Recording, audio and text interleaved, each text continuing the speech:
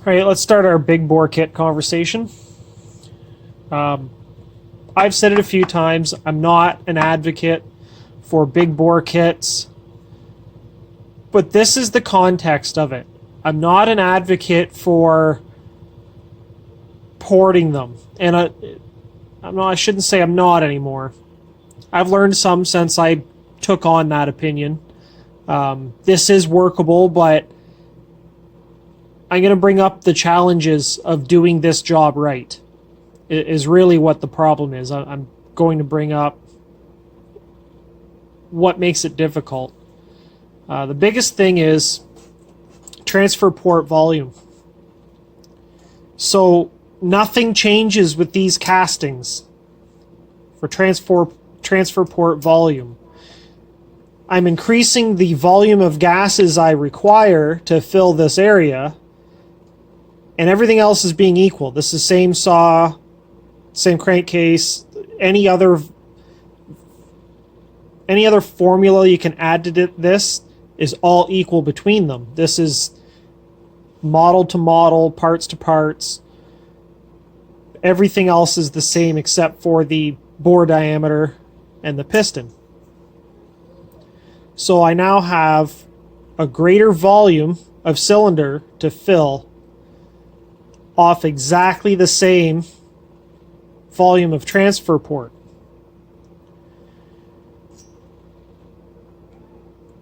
Now, even though, because we now have a greater diameter of piston stuffing gases into the cylinder,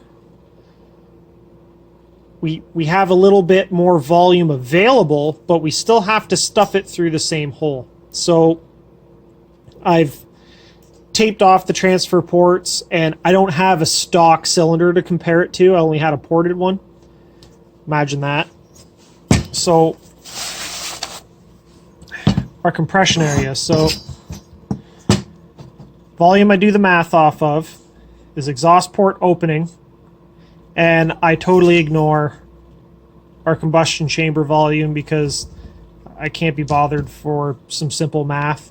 These are pretty even amongst cylinder to cylinder.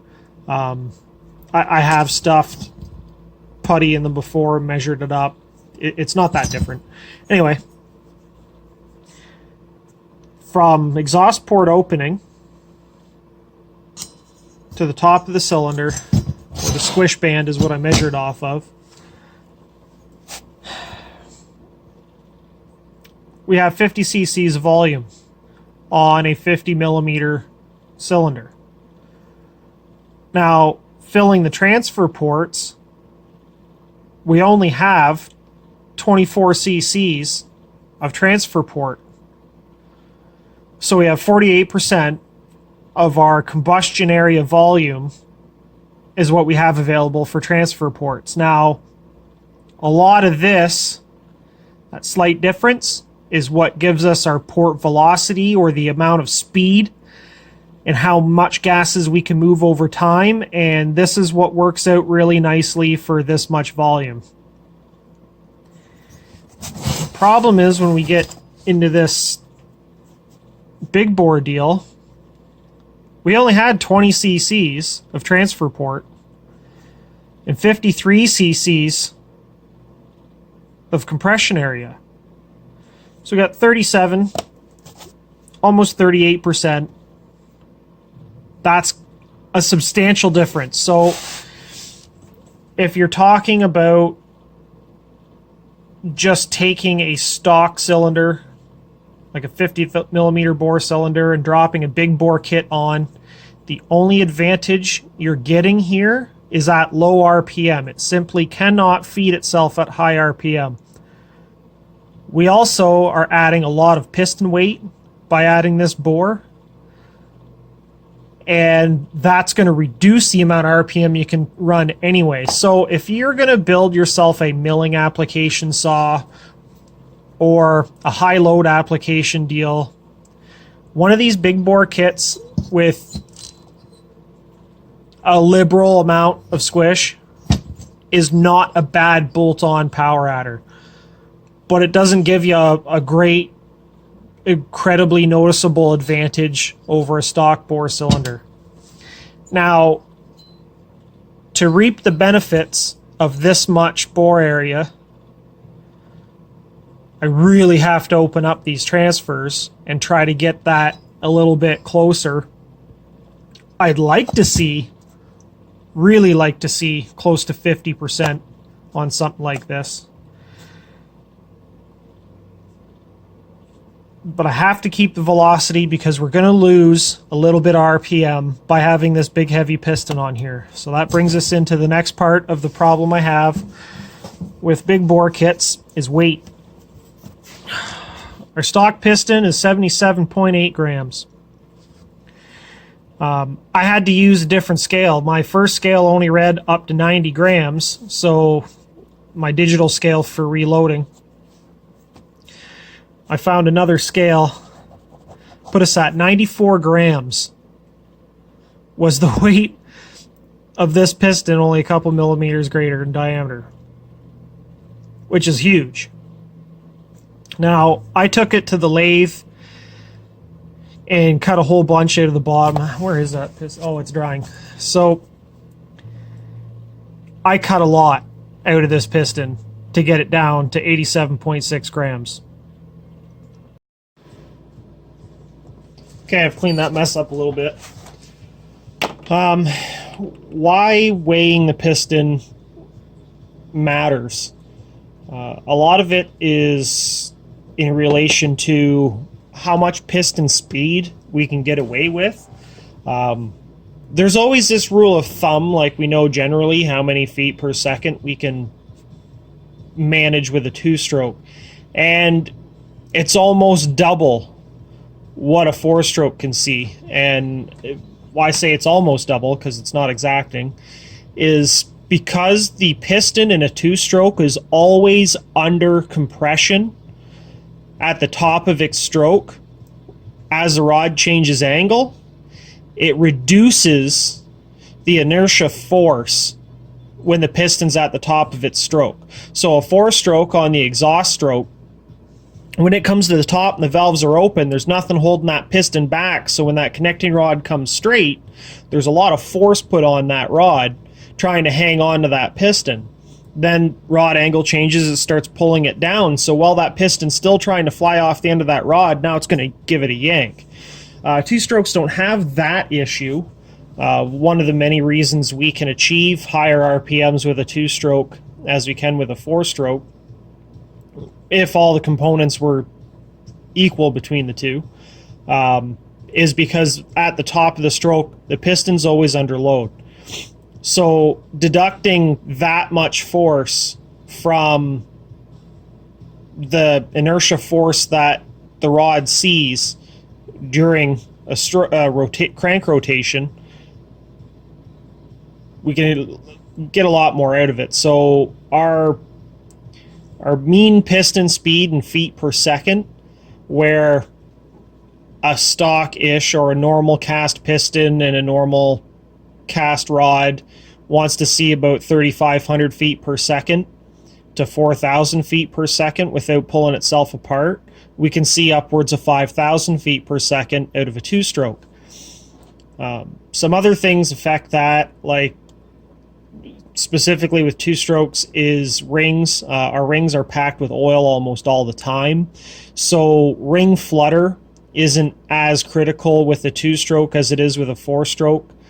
With a four-stroke, without the compression rings having oil around them, or much of it, when that ring jumps up and down in its land in the piston, gases leak by and it starts this flutter happening.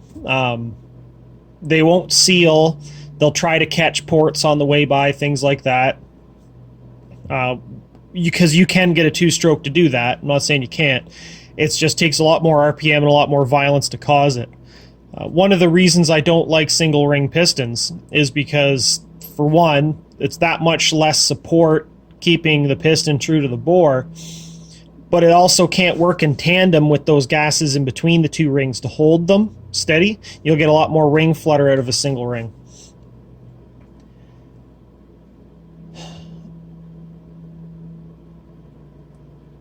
So what I've done here is I've weighed up the pistons. I had a mess of math on the other page there that was just too filthy to make sense of. This is me copying. I have software on the laptop I can plug weights and strokes into, and it spits out good numbers. But this is a formula for that. I'm not going to show you a monitor because it does that flashing deal. I don't know how to record stuff very well, so I'll just write it down. It's easier. Formula here is we're multiplying this value by the weight of the piston in pounds, RPM by 2 times 1.42 gives us pounds of inertia force. So our stock piston at 0.172 pounds comes in at 780 pounds of force at 15,000 RPM. I like to do my math well above what we're going to do and then work our way back until it's safe rather than the other way around. So 780 pounds on that little rod is a lot. But that's what we have stock. Now to pull that back down to a more reasonable figure, that's one of the reasons why the factory is limiting RPM. It says your maximum safe RPM is 13,500, and this is part of where they get that from. Part of it is the mass of the piston creating inertia force, and the other part of it is mean piston speed. So the material that the piston's constructed with can only handle so much violence. There's basically three different materials that we can get pistons in. You can get just a cast aluminum piston. You can get a cast hyperotectic aluminum piston, which is there's more silicone in the piston. It makes the piston softer and more malleable, but it also that brings in a lot of strength to it, because where the skirts would crack and start to break up on just a cast aluminum piston, that hyperotectic piston is going to be like a punching bag, and it's going to take that abuse without failure or without fatigue from a piston changing shape the way it does with temperature. Then we have a forged aluminum piston, which is incredibly hard. Whatever shape it is, it's always going to stay that shape. They'll take a wicked beating. They're an incredibly hard piston, but at the same time, they're heavy. If you weigh a Wiseco piston compared to a lot of the other aftermarket ones, they're a fair margin heavier. And that brings in, okay, now I have a harder piston that can handle a higher piston speed, but now I'm applying that much more inertia force to the rod and the crank and everything else. So what I like to do is I like to sit down, do the math, so I have a better grip on what I'm actually causing with my selection of pistons and things like that. So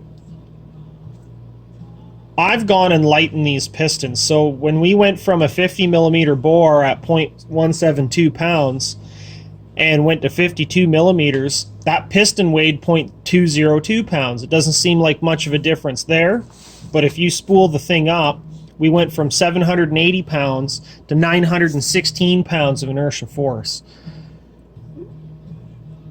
If you ever wonder why a saw feels strange and the harmonics are real bad and why we have AV mounts and stuff like that, think of that little piston and that little rod trying to hang on to 1,000 pounds all the time. It doesn't want to do that. That's well in excess. So to make this 52 millimeter bore piston rotate at a safe RPM, we're down to about 12,000 RPM max, which is hard to tune to. It's underneath the factory rev limiters and the limited coils. You can cause damage even though you're doing everything properly with this kit. You can damage internal components with normal tuning at that much weight. It's too heavy. This was the number one reason why I said the additional power you might create with additional bore space might literally outweigh the benefits, and the weight's one of those things. So now we can only spool this thing to about 12 grand. We don't have the transfer ports to feed that much or more RPM either. You've now created a saw that doesn't operate at the same RPMs as the one you had. So if you're looking for a lot of power and a lot of chain speed like a felling saw application, this isn't the answer. Slapping a big bore kit on is not going to reap you benefits that are going to be noticeable at those RPMs. You're going to want to use more than that. My plan, as always, is to take the garbage that I'm offered and do as best as I can with it. So I've lightened that piston down to 0.193 pounds. So our theoretical maximum RPM now creeped upwards of 14,000 RPM without exceeding the stresses that it would be under in its stock configuration. That's a lot closer to what the factory recommended. It's only 500 RPM higher than what the factory wanted to begin with. So now we're back in a decent realm of RPM. Mean piston speed in feet per second for a hypertectic piston in a two-stroke application, I think that's all the boxes I had to check, is about 5,000 feet per second. So, formula for that, we take stroke in inches times pi divided by 12 inches times RPM. 15,000 RPM, like we started our math on, gives us 5,500 feet per second. A little bit too high. Take that down to 14,000 feet per second, how we decided what we wanted to run our heavy piston at. We're at 5,156 feet per second. So just short of that, if I wanted to sit here and pick away 50 RPM at a time to get it right down to 5,000 feet per second, we're just short of 14,000 RPM, which again is closer to what the manufacturer had set for a maximum engine speed to begin with. Why this matters to a ported build as opposed to a stock build. A stock build at 13,500 RPM is likely running too lean for it to actually perform. It doesn't have the right kind of timing to feed itself up at that RPM. But a properly ported saw, when somebody sits and does the math on port timing and duration, you can make a saw breathe up at that RPM. Now that the saw can breathe at that RPM, it's going to start operating up there. Now we suddenly have to be concerned with what the maximum engine speed is. Before we didn't. If I take a bone stock saw and tune it in here, the likelihood of it seeing peak RPM under load in the cut is impossible. It will not exceed maximum safe RPM under load or really any other time and have enough fuel. By the time you feed that saw, so if you tune under load in wood and you feed it fuel, feed it fuel, feed it fuel until it starts dropping RPM or force cycling, and then you lean it out until you get that very peak RPM in the cut back, you can pull it out of the cut, piss rev it with no load, and you will not see 13,500 RPM. So anyone tack tuning to the maximum RPM is causing you to suffer when the saw is under load, because it's when it's trying to work and the cylinder temperature spike a little bit and you're able to burn more fuel at that point and make more power, that fuel's not going to be there because somebody tuned it out of the cut. That's a little offside, but it's important to understand that's what's happening with maximum RPM. Just because it's stated that it can operate at this RPM doesn't mean it's going to feed itself at that RPM. Porting it now, we can make a cell run in excess of 14 or even 15,000 RPM if we wanted to, but if we stop and do the math on the components we have, we understand we cannot do that. With this build, this much piston weight, we cannot safely exceed 14,000 RPM. Now we know that. That gives us a target for porting and everything else where we have to keep peak torque and peak RPM well under 13K, so that when you're bouncing off the fuel cutoff with an unlimited coil, we're still going to be under 14,000 RPM. Because under load you can handle more, because as we mentioned, that's the major difference between 2 and 4 stroke, is because the piston's under load at top dead center, it reduces the amount of inertia force when it reaches that point. And under load, it reduces it even more. You're holding that saw together with work. But without load, where a lot of people tune or a lot of people rev it before they get into the cut, that's where we're going to run into problems here. So with our 14,000 RPM actual rev limit, we can start working on some port timing and things like that, and see if we can spool this big bore beyond what it'd even imagine being able to actually put up with or feed itself at just out of the box. See you on the next one.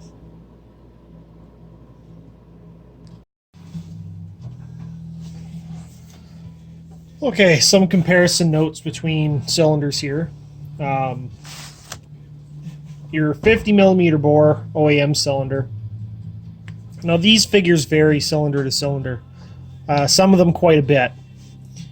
This just happens to be the last one I measured up as I went through some notes. But they're typically pretty close to one another. Squish came in at 44 thou.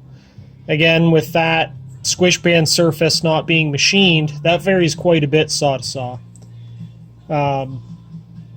Exhaust opening happened at 82 degrees after top dead center. Transfers opened at 124 degrees after top dead center. And intake closed at 73 degrees after top dead. Now, that only really shows you part of what's going on there. That doesn't list the duration. Ports are open, which is a fairly important factor.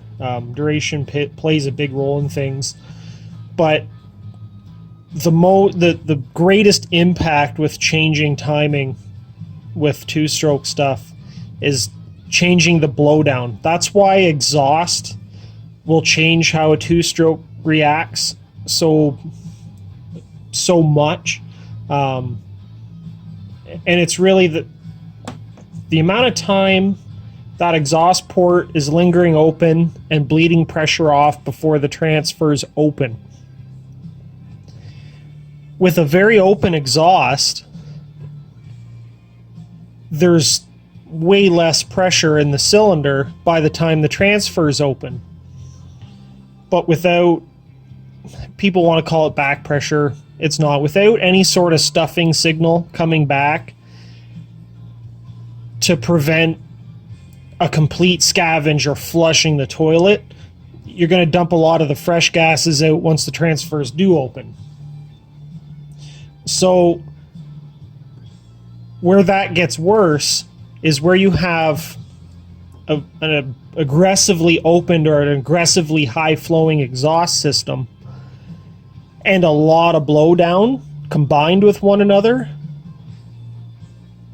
It really flushes the toilet, because it means there probably isn't even gases left in the muffler by the time the transfers are done dumping to be able to hold anything in. You'll lose a lot there. The reason there's so much blowdown with an OEM cylinder is for the very, very restrictive mufflers. It needs to give it time to bleed all that pressure off that it has built, so that it's still sort of neutrally balanced when the transfers open and fill that cylinder up with fresh gases and scavenge all that out. So when a person is building a tuned pipe, they need to have the entire timing event mapped out for them, including duration, or there's absolutely no way they can send signal back to the cylinder for that stuffing effect. They just don't have the information on it. So anyone that's building a tuned pipe for something has, and I mean an actual tuned pipe, I don't mean any of these OEM style mufflers with different outlets. That's a generalization. That's doing as best as you can with what you have. But I mean like a deliberately built pipe, they have to have the whole story, and this is only half of it. So to compare that with this big bore cylinder, this big bore cylinder came in at 105 degrees after top dead for exhaust opening, 132 for the transfers, and intake closed at 78 degrees. What this will do with the saw, just on timing alone, ignoring the bore space difference, is we have a lot less blowdown here.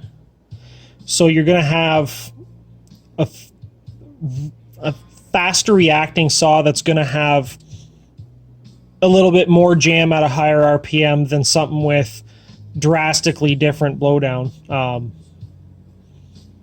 Basically because you're not wasting all that degrees of crank rotation on trying to bleed pressure off. These saws don't like a lot more than the mid-20s for blowdown, and that just happens to be a 372 thing. And what causes that is A, the amount of stroke we have, and B, the crank angle we have, which is the throw of the crank in relation to our connecting rod length. It gives us a different piston speed than a lot of other saws, and these like around 20 degrees of blowdown at the piston speeds it's usually running at for everything to sort of work together. Another video we talked about that mean inertia. These are a really stable saw. It's probably why 372s are one of the best general purpose saws out there, because everything's really square on them. You don't have a great big long rod and a lot of stroke. You don't have a very short rod with a lot of stroke. It's really, really evenly squared. Bore to stroke is these are overbored saws, so you have a lot more bore than you do stroke, and typically that leads to a very high strung saw, something that wants to see a lot of RPM, because it needs that crank speed and piston speed to generate energy. It can't just rely on how long that piston gets pushed on for, like something with a more even sort of bore and stroke. Talking about older vintage saws that make a lot of torque at lower RPM, or like Echoes and things like that, if you ever grab onto a CS800, things like that, or even the 620p and things like that, you have a much more even bore and stroke like a dirt bike, and they make a lot more torque. So you'll even notice at a lower chain speed with some of them, they still pull very well. You're seeing mid 60cc saws pull 25 and 28 inch bars like a 70cc saw does, just without the RPM and without the chain speed. And that's where they're getting that from. These overboard saws like this, or bore over stroke saw, however you want to look at it, they need the RPM to make that energy, and they make a lot more jam, don't get me wrong, but you need the RPM to do it. Going even bigger bore is going to make that worse, and that's why I'm kind of bringing up these comparisons. You need more RPM with everything else being equal with a greater bore, to generate that greater amount of energy. It's just sort of the physics of engines.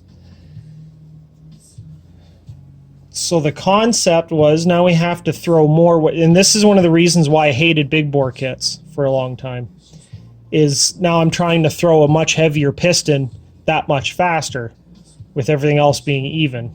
And I don't want to do that. It adds a lot of additional wear, things like that. So then you try to port it so that it still makes a lot of power at a lower RPM and gives it more longevity. My opinion before was I had to go to a much, much lower RPM, because that's what I was told. This is how we were sort of taught and things that we stumbled upon along the way. I've since then learned that there's a lot of half-truths there, and mostly because the people didn't put the work in, didn't do all the math. Putting some work into it and changing my opinion, or attempting to here, what I'm going to do is I've cut a lot more off the cylinder than I normally would in order to raise all the ports more than I normally would, so that we have more duration. So the ports are going to be open longer, and that's going to help us fill that extra bore space up without losing a lot of velocity. So we're not going to build up the outside of the transfer ports on the exterior of the cylinder with an epoxy and then chew into them and have great big transfer volume, which ideally would be the right idea. But rather than potentially lose the reliability there, we're going to keep all that. We're trying to eat our cake and have it too. So I'm adding a whole bunch of duration. Not a whole bunch, a fair bit. But keeping the same timing events happening at the same time. So I've lowered the cylinder a lot. I've raised the ports a lot. So on the ported saw builds, I run around 100 degrees after top dead for exhaust port opening. I only like 20 degrees of blowdown. Mostly because all these saws in my builds all run a modified muffler that doesn't hold back a lot of pressure. So I don't have to wait a month for the pressure to bleed off before we can start dumping fresh gases in. We're going to do that a little bit sooner. So I run them at 20 degrees blowdown. And then because we've lowered it so much, we've picked up, and I did have to build this up a little bit. It's not just from lowering the cylinder. I did have to raise that intake port a little bit. And I'm going to try opening it back to the raw casting again to see if it still works. But we have 80 degree, or we have intake closing 80 degrees after top dead center, which means that piston doesn't slam the door for a very long time. We're getting as much time as possible to fill that crankcase up. And this usually leads to kind of a lazy throttle response. I don't like to see much over the 78 degrees that it came with for intake closing. You get up in the early 80s with a 50 millimeter bore, and it starts becoming a lazier saw in the mid band. It makes it really peaky, so you end up with some gutless turd until it comes into well over 9,000 RPM, and then it's really peaky from there on up because it can't make that scavenge effect happen at the lower RPM. And then the more intake duration you go, the more exaggerated that becomes, and you end up moving that power band up and up and up and up the RPM. So in trying to keep the power band lower so we don't have to spool this saw so high, I've limited it down to 80 degrees. If I take that epoxy out of it, what did it end up at? I think it ended up at 83 or 84 degrees. That 4 degrees does make a difference, so I tried to reduce it a little bit. I'm going to try to open it back up later on, see if my opinion or theory changes with the bigger bore. because with the bigger bore it might hang on with a little bit more duration. I don't know yet. Another thing we did here was cut a pop-up in the piston, because I wanted to leave more squish so that there isn't hot spots without cutting more into the combustion chamber to raise the compression ratio. So when you cut that squish band back in the top, because you've lowered the cylinder, now the piston comes up and kisses it, and you cut that band back, you're reducing the volume of the combustion chamber and raising the compression ratio, rather than raising the compression ratio, because no matter what I was going to have to do that. What I've done is I've cut that piston back to relieve some of that pressure and gaining volume there, and gaining our squish back again as well. So it's pretty generous. I'm going to try it a couple of different ways, because I can always cut more. So I'm going to try it tight at 25 thou. A lot of people assume this magical number is at 20 thou for saw builds, and with many that does work, especially when you've cut the combustion chamber back a bunch on smaller bore stuff. But with the larger bore, I don't necessarily need really tight specs in order to make compression, because that extra bore space is doing it on its own. We're going from a saw that had about 7.5 to 1 compression to the big bore. When I did the math and did a compression test on it real quick as cast, had a greater compression ratio. I did the math sort of backwards with everything else being even between the two. So went from 7.5 to 9 to 1, which is getting pretty happy. About 9.5 to 10 to 1 is happy for a normal working saw. Between 10.5 and 11 to 1, that's where you get into more of a performance build, where you have to be conscious of your fuel quality and things like that. So when everyone says you have to run 91 in a saw, it's to avoid ethanol. It's not because of the octane rating. At 7.5 to 1, you can run 80 or 82 or 85, whatever's available to you. You can run that junk in the saw. It's not the octane that's the problem. It's the ethanol or whatever other alcohol they mix with the fuel is hygroscopic. Water sticks to it. Once it falls out of solution in the fuel, that goo mixture is caustic and it corrodes things and eats lines and stuff like that. That's why it's bad, and we avoid it. But you don't have to run high octane fuel in a stock saw, because it doesn't even possess the compression ratio to burn it. If you run 95, 98, 100 octane race fuels or better in a low compression saw, you're going to see the mist of fuel come out the exhaust. It is flat out not able to burn something of that high of an octane. You need 12.5, 13, sometimes 15 to 1 to burn that stuff. So anything stock will burn anything. I'm upping this deal to 11 to 1, and at 11 to 1, I'd like to see 87 or better octane. If you're milling and it's going to be a high heat cycle thing, I wouldn't even build it with this compression ratio. I'd drop it down a little bit due to the heat, and also request a healthy octane of fuel so we don't have pre-ignition issues. But something that's only going to be a falling saw or temporary heat cycles and things like that, 11 to 1 is pretty safe. So we went from this OEM build, even stock, making about 130 PSI. And that's just a number off the top of my head, if I remember correctly, when that one came in. I tested the as-cast big bore setup, and it made 136 PSI at my elevation and all that jazz. That's just what it made here at the bench. When we got done cutting this big bore kit up, we made 176 PSI. So once it sets the rings, I'm going to assume it's going to make around 190 to 195 PSI at 11 to 1, which is healthy.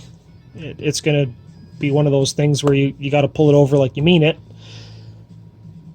But that's as high as I want to go on a working class saw, where I still need to feed the thing out of the pump that is available to me in town. I'm not buying True Fuel for it. I'm not buying race gas for it.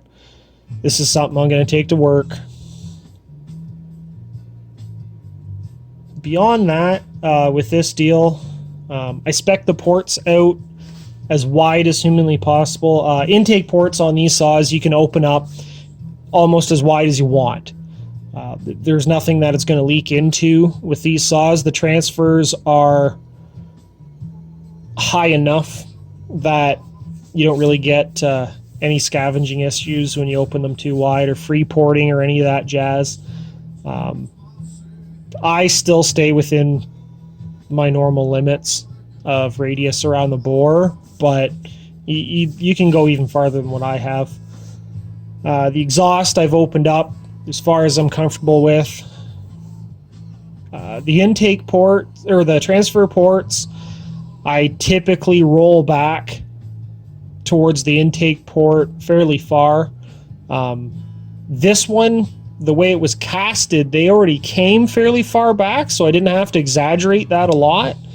And because I raised them so high, it very naturally brought them around to the back of the cylinder. You really want to saturate the intake side of the cylinder with transfer ports, especially in a quad port like a 372. That's what makes them so responsive, is just the location and the shape of the ports make it scavenge more efficiently than an open port saw. It's not just dumping gases straight across the piston and hoping that it goes out the exhaust port. You can blow it all up the backside of the cylinder and push the exhaust out the exhaust, or you can push the exhaust gases out the exhaust port and get a more efficient fill just with how the ports are laid out to begin with without porting them. Your other brands are doing similar things, where if you look at a 461 or a 462, the intake side of those transfer ports are really, really canted towards the back of the port, and then the exhaust side comes out square, so it's inducing that sort of scavenge when it dumps it out. Quad ports without a big bore, in my opinion, are far more efficient. That's why these saws seem to like being high strung. It doesn't bother them at all, because you're not just wasting RPM on a sloppy scavenge and dumping it all out the exhaust. These work really well. I have a stock bore 50 millimeter 372. Well, it's a 2171 that I built not long ago. You guys have seen it. Seen it in action too. I think that was one of the good videos showcasing that build spec. That already has this timing. The only difference between these two saws right now is the muffler, the stack being on mine, and the big bore kit. All other things are even. They're both a 2-foot bar. They're both an Oregon EXL chain. I'm going to hand file the pair of them the same. Going to run them in the same wood. It's going to be a pretty healthy comparison of the difference between a ported stock bore saw and a ported big bore saw. And if I remember correctly, they run at they're within a pound of each other for compression right now. So it should be a pretty good head-to-head between the pair of them. I'm not entirely sure on all the testing I'm going to compare them with, other than just some timed cookies cut out of wood. If I can get out on a good fallen job or something like that, I'll compare that too, because I'm thinking and hoping the big bore is going to work a little bit harder under conditions that it probably shouldn't. But yeah, other than that, this pretty well wraps up the build between the pair of them. Everything else is equal. I've cut pop-ups in the pair of them that are similar to one another. All the coatings are there on the pair of them. Everything else is even, except for, as mentioned, muffler, intake. That's about it. We'll see you on the next one.